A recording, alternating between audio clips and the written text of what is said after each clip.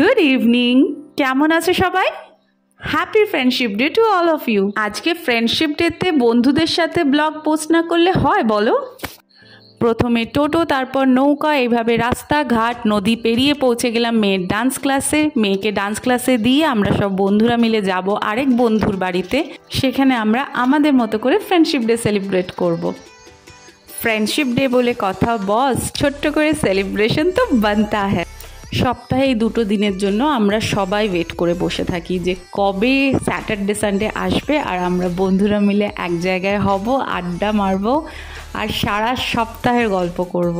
সংসার জীবনের একঘেয়েমি থেকে বাঁচার টনিক হলো আমাদের এই বন্ধুত্ব।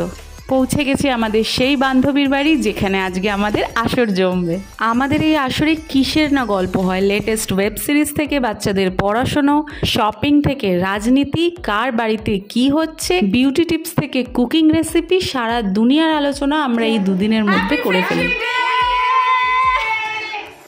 বাঙালিদের আড্ডার আসরে চা হবে না তা কি হয়? বাঙালি আর চা ওতপ্রোতভাবে জড়িত। সবাই মিলে একসাথে খাওয়া দাওয়া করে এরপর শুরু হলো সেলফি নেওয়ার পালা।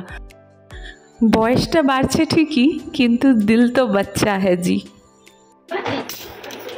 এখানে প্রচুর সেলফি নেওয়ার পরও যখন আমাদের আশ মেটেনি তখন শুরু হলো আমাদের friendship day special dance. And sorry for my হেরে গলা, প্লিজ এক্সকিউজ।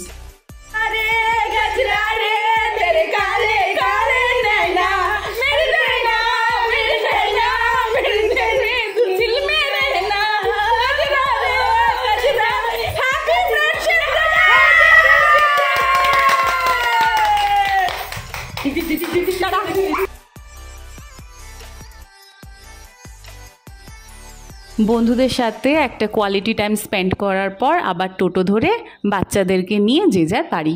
আজকের মতো এখানেই, পরে আবার তোমাদের সাথে কথা হবে। ভালো থেকো, সুস্থ থেকো।